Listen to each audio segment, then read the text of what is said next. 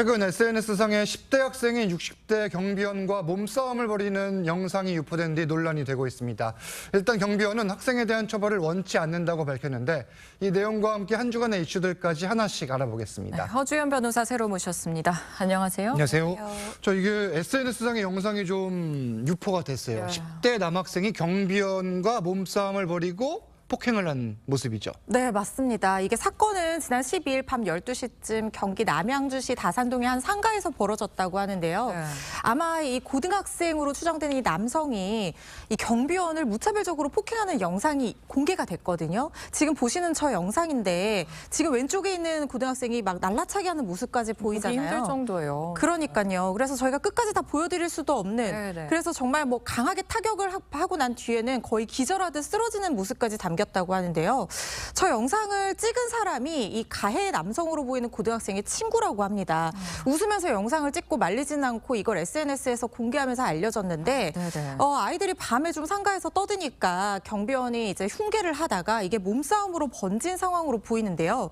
문제는 이게 SNS에 공개되면서 영상을 본 시민이 신고를 했고 경찰이 출동을 해서 이 경비원에게 얘기를 좀 들어봤는데 현장에서도 사과를 받았고 다음 날 또 사과를 받을 거기 때문에 처벌을 원하지 않는다는 의사를 밝혔다고 합니다. 예. 네, 지금 영상을 촬영한 이 당사자로 추정되는 학생이 또 SNS에 입장을 밝혔다고 해요. 네, 자기 SNS에도 글을 올려서 나는 말리러 갔던 거다 이런 주장을 펴고 있어요. 찍고 있었는데. 네, 막 웃으면서 찍었는데 사실 말리러 갔던 건데 이 학생의 얘기에 따르면 경비 아저씨가 먼저 서로 몸싸움을 벌이다가 스파링을 하자라고 제안을 하면서 뭐 근처 문 열린 체육관을 찾았는데 없어서 지하 주차장 CCTV 보이는 곳에서 뭐 같이 싸워보자 이렇게 얘기를 했다고 주장을 하고 있는 상황이에요. 그리고 경비원이 영상도 찍으라고 하고 녹음도 켰다라고 얘기를 하고 있는 거고요. 그리고 끝나고 서로 잘 풀고 갔는데 왜 나만 가지고 그러냐 억울하다 이런 입장이거든요. 하지만 누리꾼들은 아무리 그래도 고등학생이 어르신을 이렇게 무차별적으로 폭행하는 것이 과연 온당한 것이냐라고 하면서 비난의 목소리를 쏟아내고 있습니다. 그러면은 경찰 수사가 진행이 되는 사안입니까?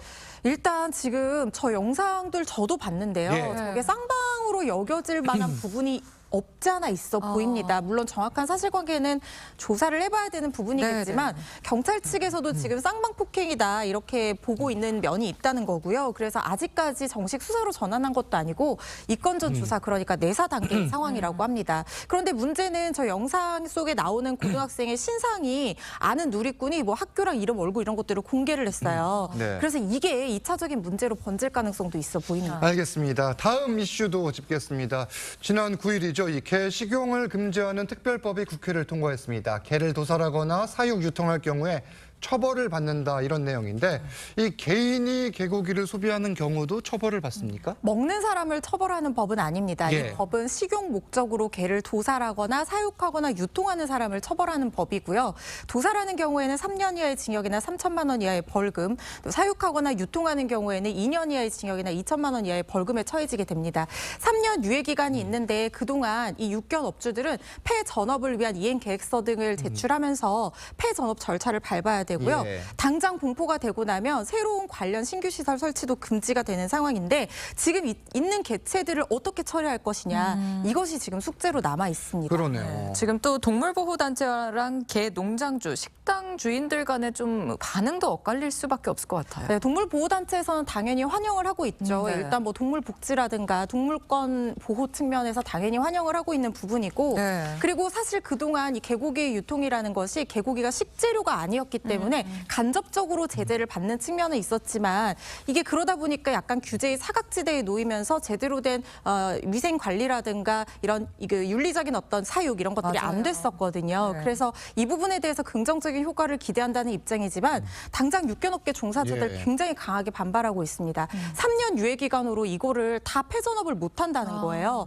7년은 최소한 걸린다는 것이고 그리고 지금 이걸 하면서 먹고 살아왔는데 갑자기 뭐 이렇게 법으로 다 금지 금지를 해버리면 우리는 앞으로 어떻게 살아가란 말이냐라고 하면서 뭐 헌법소원이라든가 아니면 개 반납운동이라든가 이런 강경한 대응책까지도 고려하고 있다는 얘기입니다. 그러니까 지금 문제가 이 현재 전국의 개 농장에서 사육되고 있는 개체 수가 약 50만 마리에 달하는 건데 이 50만 마리를 어떻게 할 것이냐 이거잖아요. 네, 일단 3년 안에 사실은 다 처분을 하지 않으면 예. 3년 이후에는 식용 목적으로 키울 수가 없거든요. 그래서 어떻게든 이 대책이 나와야 되는데 이게 참 애매합니다.